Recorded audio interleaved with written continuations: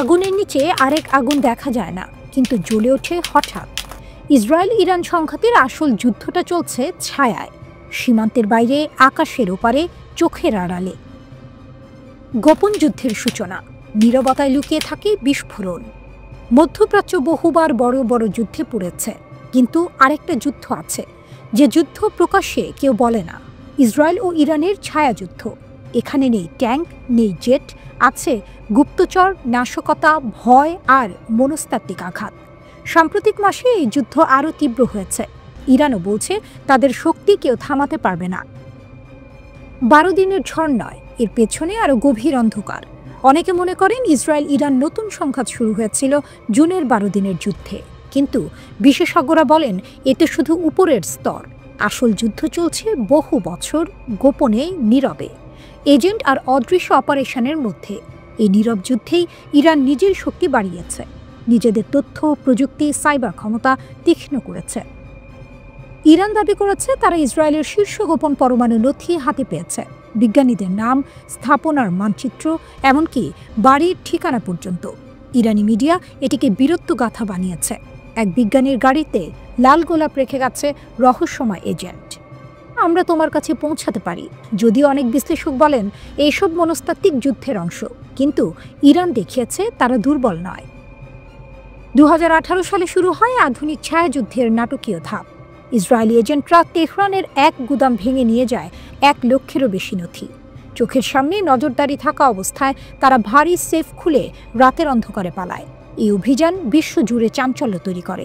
Israel পরে এসব নথি প্রকাশ করে। এতে ইরানের প্রজেক্ট আমাদ নিয়ে নতুন প্রশ্ন ওঠে। এরপরে শুরু হয় অদ্ভুত সব দুর্ঘটনা, নাতাঞ্জ বিস্ফোরণ, ক্ষেপণাস্ত্র গবেষণাগারে আগুন ইত্যাদি। ইরান পরবর্তীতে সরাসরি ইসরায়েলকে দায়ী করে। 2020 সালে ঘটে সবচেয়ে আলোচিত হত্যাকাণ্ড। ইরানের পরমাণু কর্মসূচির মূল স্থপতি ফাখরিজাদে নিহত হন একটি স্যাটেলাইট নিয়ন্ত্রিত স্বয়ংক্রিয় অস্ত্রে। হামলাস্থলে একজন মানবঘাতকও ছিল না, এমনটাই বলা হয়। এই বার্তা ছিল স্পষ্ট, ইসরায়েল প্রযুক্তি দিয়ে দূর থেকেই আঘাত করতে পারে, কিন্তু ইরানও শক্ত হাতে পাল্টা প্রস্তুতি নিতে থাকে। ড্রোন, ক্ষেপণাস্ত্র, সাইবার সব শক্তি সাজায়। 2025-এ ইসরায়েলের গুপ্তযুদ্ধ আরও এগোয়। ইসরায়েল এজেন্টরা ইরানের ড্রোন যন্ত্রাংশ চুরি করে ভেতরে গোপন লঞ্চপ্যাড বানায়। সেখান থেকে আক্রমণ চালানো হয়। ইরানের প্রতিরক্ষা ব্যবস্থা মুহূর্তে অচল হয়ে যায়। এরপর ঘটে 12 দিনের তীব্র যুদ্ধ, কিন্তু যুদ্ধ থামলেও থামেনি ছায়াযুদ্ধ। ইরান বলেছে তারা ইসরায়েলের বিপরীতে গোয়েন্দা যুদ্ধে পাল্টে আঘাত দিয়েছে, অনেক তথ্য প্রকাশ করেছে, কিন্তু বিশেষজ্ঞরা সতর্ক করেছেন এসবের অনেকটাই প্রকাশ্য উৎস থেকে নেওয়া হতে পারে। তবে মনস্তাত্ত্বিক আঘাত তৈরি হয়েছে। ছায়াযুদ্ধের আসল লক্ষ্যই এটি ভয় তৈরি করা, মস্তিষ্কে সন্দেহ ঢোকানো, বৈজ্ঞানিক গবেষণার আগে আতঙ্ক ঢুকিয়ে দেয়া। ভবিষ্যতের যুদ্ধক্ষেত্র, ল্যাব, বিমানবন্দর, বিশ্ববিদ্যালয়। এই যুদ্ধ শুধু সামরিক ঘাঁটিতে নয়, কখনো ল্যাবে, কখনো বিশ্ববিদ্যালয়ে, কখনো কোনো বিমানবন্দরের অন্ধকার কোণায়। ইসরায়েল আর ইরানের এই গোপন লড়াই নতুন ধরনের যুদ্ধকে জন্ম দিচ্ছে, যেখানে বোমা ফাটে না, কিন্তু ভয় জাগে। বৈরুত থেকে সানা, মধ্যপ্রাচ্য যেন এক বিশাল দাবার বোর্ড। এখানে ইসরায়েল আর ইরান মুখোমুখি। এখানে প্রতিটি চালই যুদ্ধের গন্ধ ছড়ায়। ইসরায়েলের সরকারি সম্প্রচার মাধ্যম বলছে ইরান দ্রুত অস্ত্র বাড়াচ্ছে, কারণ ইসরায়েল সরাসরি ইরানের ভেতরে হামলার পরিকল্পনা করছে। তেহরান সেই হামলার আগেই প্রস্তুতি নিচ্ছে। ইরান আবার শক্তি ফিরে পেতে চায়। ইসরায়েলের সাথে যুদ্ধে ক্ষতিগ্রস্ত প্রভাব ঘুরে দাঁড়াচ্ছে।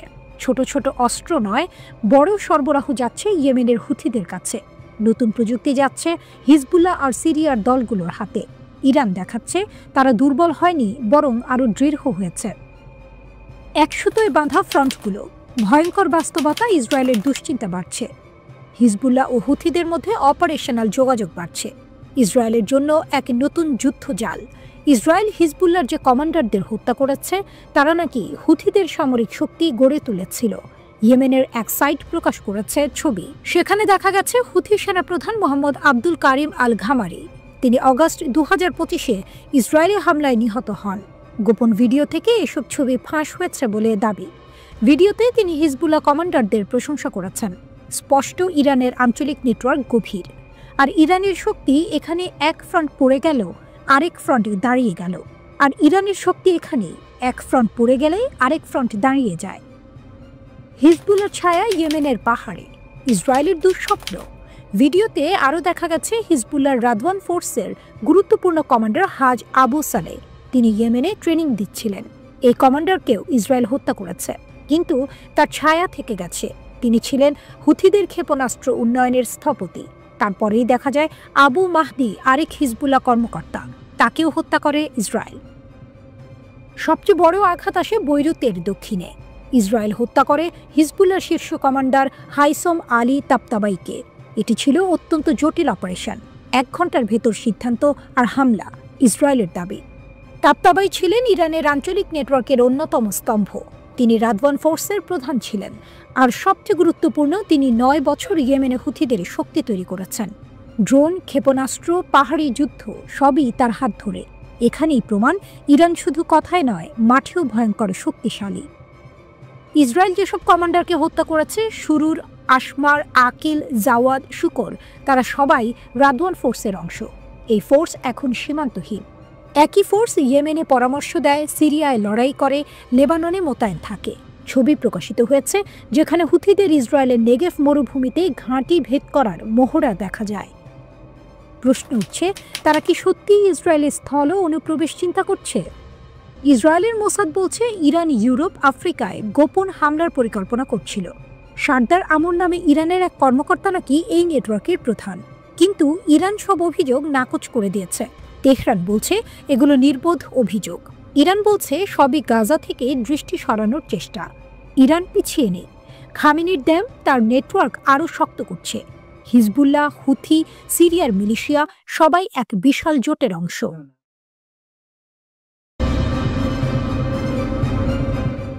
নিশীথের নিঃসঙ্গ সমুদ্র জলে, যেখানে ঢেউয়ের মাঝে প্রতিধ্বনিত হয় যুদ্ধের দামামা, ঠিক সেইখানে উত্তর লোহিত সাগরের গোধূলিতে ইতিহাসের আরেক অধ্যায় রচিত হল। ইয়েমেনি সশস্ত্র বাহিনীর নৌবাহিনী আঘাত হেনেছে আমেরিকান শক্তির প্রতীক বিমানবাহী রণতরী ট্রুম্যানের ছায়াতলে থাকা সরবরাহ জাহাজের বুকে। ইয়েমেনের সশস্ত্র বাহিনীর গর্জন প্রতিশোধ। উত্তর লোহিত সাগরে মার্কিন যুদ্ধজাহাজকে লক্ষ্য করে ঝাঁপিয়ে পড়েছে ইয়েমেনের বিদ্রোহীরা। ব্যালিস্টিক ক্ষেপণাস্ত্র ও ড্রোন ছুটে চলল মরুর বুকে জমে থাকা প্রতিশোধের বারুদ নিয়ে। এই হামলার তপ্ত মুহূর্ত আসে এক আর্তনাদময় পটভূমিতে, যখন পেন্টাগন দাবি করে তারা এক ইয়েমেনি নেতাকে হত্যা করেছে দূর সাদার আকাশে আগুনের ফুলকি ছড়িয়ে। এটা এক ব্যতিক্রমী রাত্রি, যেখানে সাহসী বিদ্রোহীরা নিজেদের অস্তিত্বের ঘোষণা দিয়েছে আগুনের অক্ষরে। ইয়েমেনের বিদ্রোহীরা লোহিত সাগরের বিশালতায় মার্কিন যুদ্ধজাহাজে চালায় এক সাহসী আক্রমণ। ইয়েমেনের সশস্ত্র বাহিনীর মুখপাত্র ইয়াহিয়া সারির ঘোষণা, বিদ্রোহী যোদ্ধারা ইউএসএস ট্রুম্যানকে ব্যালিস্টিক ক্ষেপণাস্ত্র দিয়ে আঘাত করেছে। কারণ গত কয়েক ঘন্টা ধরে ইয়েমেনের সশস্ত্র বাহিনীর নৌবাহিনীর অংশগ্রহণে ক্ষেপণাস্ত্র বাহিনী ও বিমান বাহিনী ঝাঁপিয়ে পড়েছে উত্তালে লোহিত সাগরের রণাঙ্গনে। একটি নয়, একাধিক যুদ্ধজাহাজের সংঘর্ষ। ক্ষেপণাস্ত্র ছুটে যায় শত্রুর বুক চিরে, ড্রোন উড়ে চলে হিমশীতল উদ্দেশ্যে। আর সেই রণতরী ট্রুম্যান, যার ছায়া পড়ে সমুদ্রপৃষ্ঠে, তাকেও চ্যালেঞ্জ জানানো হলো আকাশ ও সমুদ্রের আক্রমণের সমন্বয়ে। ঘন্টার পর ঘন্টা ধরে চলে এই নিখুঁত প্রতিশোধ। শত্রুরা অবরুদ্ধ, তারা চাইলেও আর আক্রমণ চালাতে পারেনি। সেই সময়ের জন্য প্রতিশোধ ছিল পূর্ণ। এবং আবারও ইয়েমেনি সশস্ত্র বাহিনীর নৌবাহিনী স্পষ্ট বার্তা দেয়, একই আঘাত, একই লক্ষ্য। আমেরিকান ট্রুম্যান ও তার সরবরাহ জাহাজকে লক্ষ্য করে দ্বিতীয় দফায় সামরিক অভিযান চালানো হয়। আকাশে তখনও বারুদের গন্ধ। এর আগে মিডিয়া রিপোর্টে জানা যায় সাদার হাফসিং পাড়ায় মার্কিন বোমা বর্ষণ হয়েছে। 4টি বিমান হামলা, 1জন নিহত, আরও কয়েকজন আহত। বলা হচ্ছে এই হামলা ইয়েমেনি বিদ্রোহীদের শক্ত ঘাঁটিতে চালানো হয়েছে। পেন্টাগনের ভাষায় এটি ছিল সফল, কিন্তু সফল কার কাছে? ইয়েমেনি বিদ্রোহীরা বলছে তাদের আঘাত হত্যা করেছে একজন নিরীহ বেসামরিককে। আরও বলছে এই হামলা কোনো বিচ্ছিন্ন ঘটনা নয়, এটি গাজার বুকে রচিত এক গণহত্যার ধারাবাহিকতা, যার নতুন ক্যানভাস এখন ইয়েমেন। এই হামলা বিনা শাস্তিতে যাবে না। ইয়েমেনি বিদ্রোহীরা এমন প্রতিশ্রুতি দিয়েছে এবং জানিয়েছে যে তারা মার্কিন যুদ্ধজাহাজকে লক্ষ্য করেই এর জবাব দেবে। সেই শপথ বাস্তবে পরিণত হলো। ক্ষেপণাস্ত্র ছুটে গেল, ড্রোন গর্জে উঠল, সমুদ্রের বুক চিরে প্রতিশোধের অগ্নি স্নান নামিয়ে আনলো মার্কিন যুদ্ধজাহাজের ওপর। মরুভূমির হাওয়া আর সমুদ্রের ঢেউ একসাথে উচ্চারণ করছে এক নাম, প্রতিশোধ।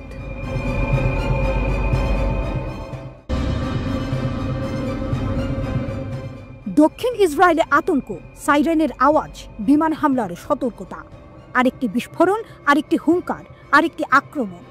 গাজা উপত্যকা থেকে আছড়ে পড়া রকেট যেন এক উত্তাল সমুদ্রের ঢেউ পাগলপাড়াভাবে ছুটে আসে ইসরায়েলের বুকে। আশকেলন, আশদোদ, ইয়াভনে, লাচিশ সমস্ত শহরগুলো যেন শিকারে পরিণত। গড় গড় করে বাজছে সাইরেন। মানুষ আতঙ্কিত, আশ্রয়ে ঢুকে পড়ছে। বুকে কাঁপন আর মনে ভয়। কি হতে যাচ্ছে কে জানে। দক্ষিণ ইসরায়েলে বিমান হামলার সাইরেন বাজছে, যা গাজা থেকে কয়েক মাসের মধ্যে সবচেয়ে বড় রকেট হামলা বলে মনে হচ্ছে। আশকেলন, আশদোদ, ইয়াভনে এবং লাচিশ অঞ্চলের অন্যান্য শহরগুলোতে সতর্কতা জারি করা হয়েছে। হামাস আশদোদকে লক্ষ্য করে রকেট হামলার দায় স্বীকার করেছে। আইডিএফ জানিয়েছে যে ইসরায়েলের দিকে প্রায় 10টি রকেট ছোড়া হয়েছে, যার বেশিরভাগই প্রতিহত করা হয়েছে। আশকেলনের রকেট আঘাতে 3 জন হালকা আহত হয়েছেন। রবিবার সন্ধ্যায় দক্ষিণ ইসরায়েলের একাধিক সম্প্রদায়ে বিমান হামলার সাইরেন বাজানো হয়েছে, যা গাজা উপত্যকা থেকে কয়েক মাসের মধ্যে সবচেয়ে বড় রকেট হামলা। আশকেলন, আশদোদ, ইয়াভনে, শফেলা এবং লাচিশ অঞ্চলের অন্যান্য শহরে সাইরেন বাজানো হয়েছে, যার ফলে বাসিন্দারা আশ্রয় নিতে বাধ্য হয়েছে। আইডিএফ জানিয়েছে যে গাজা উপত্যকা থেকে ইসরায়েলি ভূখণ্ডে প্রবেশকারী প্রায় 10টি রকেট শনাক্ত করা হয়েছে এবং বেশিরভাগই সফলভাবে প্রতিহত করা হয়েছে। হামাস আশদোদ এবং আশকেলন শহর লক্ষ্য করে রকেট হামলার দায় স্বীকার করেছে। জানা গেছে গাজা উপত্যকার মধ্যাঞ্চলের দেইর আল বালা থেকে রকেটগুলোর নিক্ষেপ করা হয়েছে, যেখানে ইসরায়েলি স্থলবাহিনী এখন অভিযান পরিচালনা করেনি। ম্যাগেন ডেভিড আদমের মহাপরিচালক এলি বিন বলেছেন, আশকেলনের রকেট হামলার স্থানে 3 জন সামান্য আহত হয়েছে। সাম্প্রতিক দিনগুলোতে উপকূলীয় ছিটমহলে আইডিএফ অভিযান জোরদার করার পর গাজা থেকে রকেট হামলা চালানো হয়েছে। সেনাবাহিনী মোরাক করিডোরের কাছে বেশ কয়েকটি বাড়ি ভেঙে ফেলা এবং খান ইউনিসের দক্ষিণ পশ্চিমে কিজান রাশওয়ান এলাকায় কৃষি জমি বুলডোজার দিয়ে উড়িয়ে দিয়েছে। অধিকৃত ফিলিস্তিনি অঞ্চলের স্থানীয় গণমাধ্যম জানিয়েছে যে গাজা উপত্যকা থেকে হামাস বেশ কয়েকটি রকেট নিক্ষেপ করার পর অধিকৃত অঞ্চলের বেশ কয়েকটি শহরে সাইরেন বাজানো হয়েছে। হামাস প্রতিরোধ আন্দোলনের সামরিক শাখা কাসাম ব্রিগেড এক বিবৃতিতে বলেছে, গাজার জনগণের বিরুদ্ধে ইহুদিবাদী সরকারের অপরাধের জবাবে আমরা অধিকৃত আশদোদ শহরে ক্ষেপণাস্ত্র নিক্ষেপ করেছি। অনলাইনে ভিডিও ফুটেজ এবং ছবিতে দেখা যাচ্ছে যে অধিকৃত আশকেলন শহরে রকেটগুলি পড়েছে। আশকেলনে কমপক্ষে একটি রকেট আঘাতের খবর পাওয়া গেছে, যার ফলে একটি রাস্তা এবং বেশ কয়েকটি পার্ক করা গাড়ি ক্ষতিগ্রস্ত হয়েছে।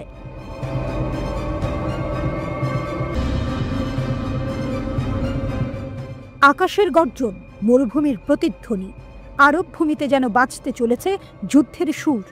মার্কিন ইরান সংঘর্ষ কি এখনই হতে পারে? ইতিহাসের পাতায় আরেকটি নাটকীয় অধ্যায় যোগ হতে চলেছে কি? এই মুহূর্তে তেহরান তার এক বিশাল বিস্ময়ের ঝাঁপি খুলে দিয়েছে।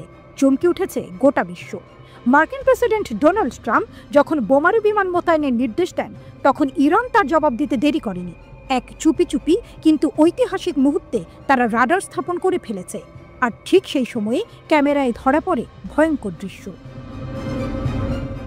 আইআরজিসি পারস্য উপসাগর এবং তাবরিজের কাছে গাদির রাডার সিস্টেম বসিয়ে দিয়েছে। এ যেন তলোয়ার আর ঢালের মুখোমুখি অবস্থা। একদিকে ট্রাম্পের শ্বাসরোধকারী হুমকি, অন্যদিকে তেহরানের নিঃশব্দ প্রস্তুতি। আসন্ন যুদ্ধের পূর্বাভাস যেন ঘনিয়ে আসছে। বুলগেরিয়ান মিলিটারি.com রিপোর্ট করছে, সম্ভাব্য মার্কিন হামলার আশঙ্কায় ইরানি সেনাবাহিনী একটি গুরুত্বপূর্ণ পদক্ষেপ নিয়েছে। গুগল ম্যাপ ও গুগল আর্থের স্যাটেলাইট ছবি বলছে, তাবরিজ এবং উপসাগরীয় উপকূলে গাদির সিস্টেম স্থাপন নিশ্চিত। এই গাদির রাডার শুধু প্রযুক্তি নয়, ইরানের আত্মরক্ষার প্রতীক। স্টিলথ যুদ্ধ বিমান, ক্ষেপণাস্ত্র, এমনকি ছোট ইউএভি, কিছুই গোপন থাকে না এর চোখ থেকে। ব্যালিস্টিক ক্ষেপণাস্ত্র শনাক্ত করতে পারে 1100 কিলোমিটার দূর থেকে, আর বিমান 600 কিলোমিটার দূরের শব্দও শুনতে পায় এই দানবীয় রাডার। আর উচ্চতা 300 কিলোমিটার পর্যন্ত নজরে রাখে প্রতিটি সম্ভাব্য আক্রমণ। ইলেকট্রনিক যুদ্ধ। আইআরজিসি বলে, আমাদের রাডার সহজে ভাঙে না, হারায় না সংকেত, তাকে পরাজিত করা কঠিন। এই মুহূর্তে গোটা বিশ্বের নজর যেন এক বিন্দুতে। তেহরানের শির দাঁড়া যেন আরও শক্ত হয়েছে। আন্তর্জাতিক চাপ উপেক্ষা করে ইরান যেভাবে সামরিক সক্ষমতা বৃদ্ধি করছে, তাতে মাথা ব্যথা বেড়েছে ওয়াশিংটন এবং তেল আবিব, দুই শক্তিধর রাজধানীতেই। এই নাটকের পটভূমিতে নতুন মোড়।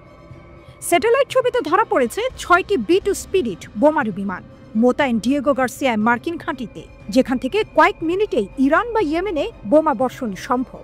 আরও জানা গেছে, C-17 কার্গো বিমানের বিশাল বাহিনী প্রস্তুত রাখা হয়েছে। ট্রাম্প সরাসরি হুঁশিয়ারি দিয়েছেন, নতুন পারমাণবিক চুক্তি না হলে ইরানি স্থাপনায় আঘাত আসবে। এই মুহূর্তে যেন টাইমার শুরু হয়ে গেছে। একটা ভুল বোতাম চাপলেই ধ্বংসের সুর বাজবে। আর যদি সংঘর্ষ বাঁধে, তবে তা শুধু দুই দেশের নয়, গোটা অঞ্চলের ভাগ্যকে নাড়িয়ে দেবে। এ যেন এক মহারণের প্রতীক্ষা। এক পাশে আমেরিকার প্রযুক্তি ও আগ্রাসন, অন্য পাশে তেহরানের গর্ব আর প্রতিরোধ। মধ্যপ্রাচ্যের আকাশে কি তবে আরেকবার দাউ দাউ আগুনের ছায়া, নাকি শেষ মুহূর্তে আসবে কূটনীতির করুণাময় হাত? শুধু সময় বলে দেবে যুদ্ধের এই খেলা শেষ পর্যন্ত কার ঘরে তুলে দেবে বিজয়ের পতাকা।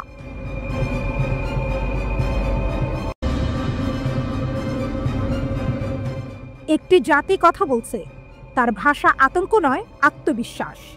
ইরান দাঁড়িয়ে আছে এক বিপুল সগর্ব উচ্চতায়। তার প্রতিটি শব্দ যেন পাহাড়ের মতো অটল, আর প্রতিটি হুঁশিয়ারি যেন মরুভূমির ঝড়, অদৃশ্য কিন্তু ধ্বংসাত্মক। তেহরান এখন আর শুধু উচ্চারণ করছে না, সে ঘোষণা দিচ্ছে। ইরান উন্নত নতুন অস্ত্রের গর্ব করে, একটি বাক্য যার গভীরে আছে এক মহাশক্তির আত্মঘোষণা। আর এই ঘোষণার ভাষ্যকার তাদের বিমান প্রতিরক্ষা বাহিনী। তেহরান দাবি করেছে যে তার বিমান প্রতিরক্ষা ইসরায়েল এবং পশ্চিমাদের অবাক করে দিতে পারে। একটি চ্যালেঞ্জ, এক চিত্রনাট্য যেটি লেখা হচ্ছে মিসাইল ও রাডারের অক্ষরে। এটি শুধুই প্রতিরক্ষা নয়, এটি আস্থার প্রতিমূর্তি। যে কোনো হুমকি মোকাবেলায় ইরান সকল ক্ষেত্রে 100% প্রস্তুত। শব্দগুলো যেন ফুটবলের মাঠে শেষ মিনিটে গোল লাইন রক্ষা করা এক অভিজাত ডিফেন্ডারের কণ্ঠে উচ্চারিত অঙ্গীকার। বিমান প্রতিরক্ষা কমান্ডার যখন বললেন, তেহরানের শত্রুদের আক্রমণ করলে অকল্পনীয় বিস্ময়ের মুখে পড়তে হবে, তখন তা কেবল কূটনৈতিক হুঁশিয়ারি নয়, বরং ইতিহাসকে নতুন করে লিখে দেওয়ার এক ঘোষণা।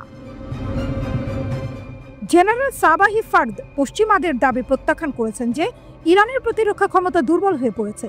তিনি যেন সেই কোচ যিনি সমালোচনার জবাব দেন মাঠে, ফলাফলের ভাষায়। তিনি বলেন, বিমান প্রতিরক্ষা বাহিনী আগের চেয়ে আরও শক্তিশালী এবং আরও প্রস্তুত।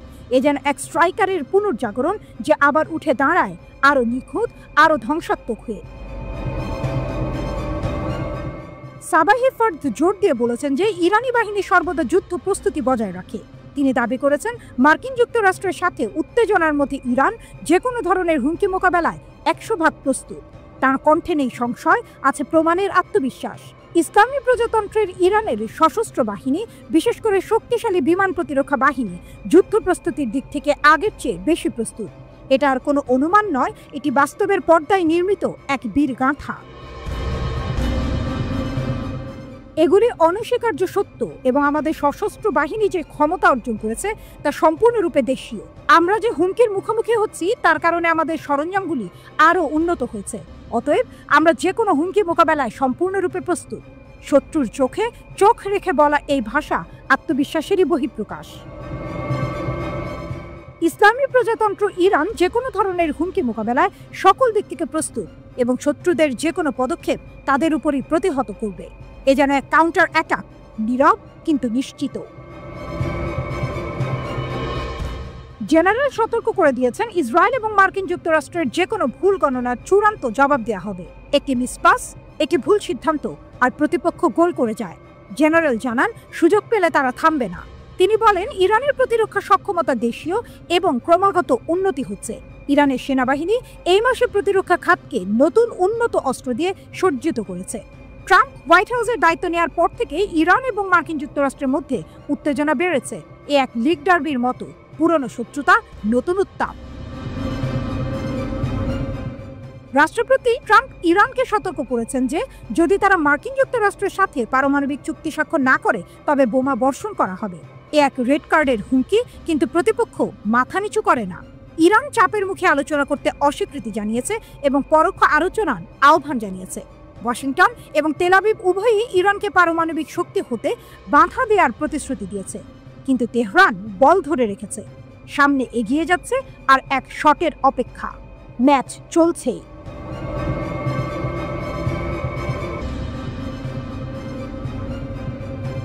রাতের স্তব্ধতায় এক অজানা আগুনের আগমনী সুর বাজে। মরুপ্রান্তরে নিঃশব্দে শ্বাস ফেলে ইতিহাস, আর এক অবোধ প্রতিজ্ঞায় উদিত হয় তেহরান। এখানে খাতাম আল আম্বিয়া কেন্দ্রীয় সদর দফতরে ইরানের সশস্ত্র বাহিনীর শীর্ষ পদে আসীন এক শীর্ষ কর্মকর্তা উচ্চারণ করলেন এমন শব্দ যা ভবিষ্যতের শিরা উপশিরায় রক্তের মতো প্রবাহিত হবে। মেজর জেনারেল মোহাম্মদ বাকেরি নিঃশব্দ দৃঢ়তার প্রতীক। তিনি বললেন, ইরান যুদ্ধ শুরু করবে না, না, আগুন জ্বালানোর অভিপ্রায় নয় আমাদের, কিন্তু হে আক্রমণকারী, তুমি যদি চুপি চুপি আগুনের ঢেলে দাও আমাদের মাটিতে, তবে তার উত্তরে আসবে ঝড়, দহন হবে তীব্র, প্রতিক্রিয়া হবে অনিবার্য। তিনি ঘোষণা করলেন, ইরানের কৌশল স্বপ্ন দেখার, স্বপ্নের পথে এগিয়ে যাওয়ার, নিজের স্বার্থ রক্ষায় অটল থাকা, প্রতিটি পদক্ষেপে সাবলীল অগ্রযাত্রা নিশ্চিত করা, এই তার রাষ্ট্র দর্শনের ভিত্তি। তার এই ঘোষণায় ধ্বনিত হলো এক বেদনা ঘন সত্য, ইরান যুদ্ধ চায় না, তবে দমন পীড়নের বিরুদ্ধে মাথা নত করবে না। ইরানের প্রতি ট্রাম্পের 12 মার্চের চিঠি সম্পর্কে শীর্ষ জেনারেল উল্লেখ করেছেন, মার্কিন প্রেসিডেন্ট ইসলামিক বিপ্লবের নেতা আয়াতুল্লাহ সাইয়েদ আলী খামেনির কাছ থেকে উপযুক্ত প্রতিক্রিয়া পেয়েছেন। তিনি বলেন, ইরানের প্রতিক্রিয়া এই নীতির উপর ভিত্তি করে তৈরি যে ইরান যুদ্ধের প্ররোচনাকারী নয়, বরং যে কোনো আগ্রাসনের বিরুদ্ধে দৃঢ়ভাবে প্রতিক্রিয়া জানাবে। জেনারেল বাকেরি পুনর্ব্যক্ত করেছেন যে ইরান এই অঞ্চলে শান্তি ও স্থিতিশীলতা চায়, পারমাণবিক অস্ত্র চাইছে না এবং মার্কিন যুক্তরাষ্ট্রের সাথে সরাসরি আলোচনায় অংশ নেবে না। তবে নেতার প্রতিক্রিয়া স্পষ্ট করে দিয়েছে যে অতীতের আলোচনায় মার্কিন যুক্তরাষ্ট্র সবচেয়ে অবিশ্বস্ত এবং অবিশ্বস্ত পক্ষ ছিল এবং আমেরিকার উপর কোনো আস্থা অবশিষ্ট নেই, তিনি উল্লেখ করেছেন। তিনি জোর দিয়ে বলেছেন যে ইসলামী প্রজাতন্ত্রের একমাত্র কৌশল হল তার স্বার্থ রক্ষা করা, অগ্রগতি অনুসরণ করা এবং তার কাঙ্ক্ষিত দিগন্তের দিকে এগিয়ে যাওয়া। জেনারেল বাকেরি শত্রুর দুর্বলতার দিকেও ইঙ্গিত করে বলেছেন যে ট্রু প্রমিস অপারেশনের মাধ্যমে ইরান ইসরায়েলি সরকারের ক্ষমতা এবং দুর্বলতাগুলির পুরোপুরি পরীক্ষা করেছে। আমরা অতীতের অভিজ্ঞতা, আমাদের শক্তি এবং দুর্বলতাগুলির বিশ্লেষণ এবং নেতার নির্দেশের উপর ভিত্তি করে সশস্ত্র বাহিনীর জন্য পরিকল্পনা সাবধানে প্রণয়ন করেছি, তিনি আরও যোগ করেন। বাকেরি গাজা উপত্যকা ইসরায়েলি অপরাধ এবং বর্বরতার বিষয়ে আন্তর্জাতিক মানবাধিকার সংস্থাগুলির নীরবতা এবং দ্বিমুখী নীতির নিন্দা করেছেন। আমেরিকা এবং ইউরোপীয় দেশগুলির দৃঢ় সমর্থনে ইহুদিবাদী সরকার কর্তৃক গাজা ও লেবাননে নিরীহ মানুষ হত্যা এবং তাদের ঘরবাড়ি ধ্বংস অব্যাহত রয়েছে। তিনি বলেন, এ এক যুদ্ধের প্রাক্কাল, মাঠে এখনো বাঁশি বাজেনি, কিন্তু খেলোয়াড়েরা প্রস্তুত। তেহরান যেন বলছে, আমরা শুরু করব না, কিন্তু যদি শুরু করো তুমি, তবে শেষটা লিখব আগুন, আর সাক্ষী থাকবে ইতিহাস।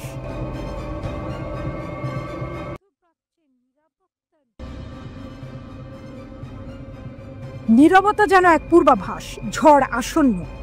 মধ্যপ্রাচ্যের আকাশে জমেছে যুদ্ধের ঘন কালো মেঘ, আর তার বুক চিরে এবার মুখ খুললেন ইরানের মেজর জেনারেল হোসেন সালামি।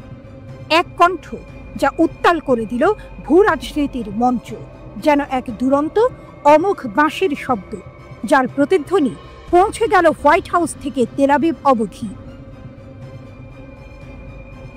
আমরা কখনো পিছু হটব না, এ এক প্রতিজ্ঞা, এক প্রতিশ্রুতি, এক চ্যালেঞ্জ। আইআরজিসি প্রধানের এ ঘোষণায় কেঁপে উঠেছে কূটনীতির প্রাসাদ। তার চোখে আগুন, কণ্ঠে বজ্র এবং হৃদয়ে যেন মাটির গভীর থেকে উঠে আসা জাতীয় আত্মার স্পন্দন। নেতানিয়াহু ও ট্রাম্পের বৈঠকের পূর্বক্ষণে এই সতর্কবার্তা যেন এক অদৃশ্য মোহরা, একটি বোমা যা শব্দ ছাড়াই বিস্ফোরণ ঘটায়। সালামির মুখে উচ্চারিত প্রতিটি শব্দ যেন এক একটি ক্ষেপণাস্ত্র, যা ছুটে যায় প্রতিপক্ষের মনস্তত্ত্বে। সত্য প্রতিশ্রুতি ছিল শুধুই একটি প্রদর্শনী। সালামির কণ্ঠে গর্ব, দৃঢ়তা আর হুমকির এক জটিল মিশ্রণ। তিনি তেল আবিবকে উপহাস করেন, ইসরায়েলের স্বার্থ আমাদের নাগালের মধ্যে, যেন ফুটবলের মাঠে বিপক্ষ দলের ডিফেন্স ভেদ করে এগিয়ে যাওয়া এক ফ্রি কিক, যার গন্তব্য নিশ্চিত জাল। ট্রাম্প যদি ভাবেন তিনি অঞ্চলের সামরিক উপস্থিতি বাড়িয়ে ইরানকে চাপ দিতে পারবেন, তাহলে ভুল করছেন। সালামি তাঁর জবাব দেন ইতিহাসের মতো নিশ্চিত ভাষায়, ইরান কখনো হুমকির কাছে পিছু হটবে না। তিনি বলেন, আমরা যুদ্ধ করব না, তবে যদি কেউ চাপ দেয় আমরা সম্পূর্ণ প্রস্তুত। এ যেন মাঠের কোণ থেকে উঠে আসা এক লং রেঞ্জ শট, সরাসরি গোলপোস্টের দিকে ধাবমান। হুমকি দিলে এক পাও পিছু হটব না। তিনি বলেন, শত্রু আমাদেরকে সংঘাত ও আত্মসমর্পণের মধ্যে বেছে নিতে বাধ্য করেছে। এ এক হৃদয় বিদারক ডাইলেমা, যেখানে জাতীয় আত্মমর্যাদার বাজি ধরা হয়েছে ইতিহাসের ফ্রেমে। ইরানের এলিট ফোর্সের ভাষ্য, ইসরায়েল এখন দুর্বল, কারণ এর স্বার্থ ইরানের নাগালের মধ্যেই রয়ে গেছে। এ যেন এক সতর্ক সংকেত, এক প্রাকৃতিক দুর্যোগের আগমনী রাগ। আমরা যুদ্ধ নিয়ে চিন্তিত নই, আমরা যুদ্ধ শুরু করব না, কিন্তু আমরা প্রস্তুত। শত্রুর মনস্তাত্ত্বিক কিংবা সামরিক যে কোনো কৌশলের জন্যই আমরা প্রস্তুত, তবে শত্রুর মুখোমুখি হলে আমরা এক পাও পিছাবো না। এই প্রতিরোধের ভাষা যেন ফুটবলের রক্ষণভাগের এক অটল দেয়াল, যার পেছনে পড়ে আছে জাতীয় আত্মার শক্তি। আমরা শত্রুকে পরাস্ত করার জ্ঞান, সূত্র এবং ক্ষমতা অর্জন করেছি। আমাদের অস্ত্র, আমাদের সরঞ্জাম সবখানেই তার ছোঁয়া আছে। আমরা শত্রুর কাছে পৌঁছাতে এবং টার্গেট করতে সক্ষম, এবং আমরা প্রস্তুত আমাদের প্রকৃত ক্ষমতা দেখাতে। সত্য প্রতিশ্রুতি 1 ও 2 ছিল সেই মোহরা, যেখানে 581টি ক্ষেপণাস্ত্র ইসরায়েলে আছড়ে পড়ে। ব্যালিস্টিক ক্ষেপণাস্ত্র ও ড্রোনের অস্ত্রোপচারের নির্ভুলতা দিয়ে সাজানো ছিল এই হামলা। সালামির কণ্ঠে ছিল এক অতুলনীয় আত্মবিশ্বাস। আমরা আমাদের ক্ষমতার কেবল একটি অংশ ব্যবহার করেছি। এমন সময়ে এই বার্তা এসেছে যখন ট্রাম্প অঞ্চল জুড়ে সামরিক মোতায়েন বাড়াচ্ছে। 30 মার্চ ট্রাম্প হুমকি দেন, যদি পারমাণবিক চুক্তি না হয় তবে ইরানে বোমা ফেলা হবে। সঙ্গে হুঁশিয়ারি, আগের মেয়াদের মতোই দ্বিতীয় শুল্ক আসবে আবার। কিন্তু ইরানের নতুন প্রেসিডেন্ট মাসুদ পেজেশকিয়ান স্পষ্ট জানিয়ে দিয়েছেন, ট্রাম্পের সঙ্গে সরাসরি পরমাণু আলোচনা হবে না। মার্কিন যুক্তরাষ্ট্র ডিয়েগো গার্সিয়াতে ইতিমধ্যেই 6টি বিটু বোমার বিমান মোতায়েন করেছে। পেন্টাগন ইউএসএস ট্রুম্যানের মেয়াদ বাড়িয়েছে, আর ইউএসএস ভিনসনকে রুট পরিবর্তন করে পাঠিয়েছে মধ্যপ্রাচ্যে।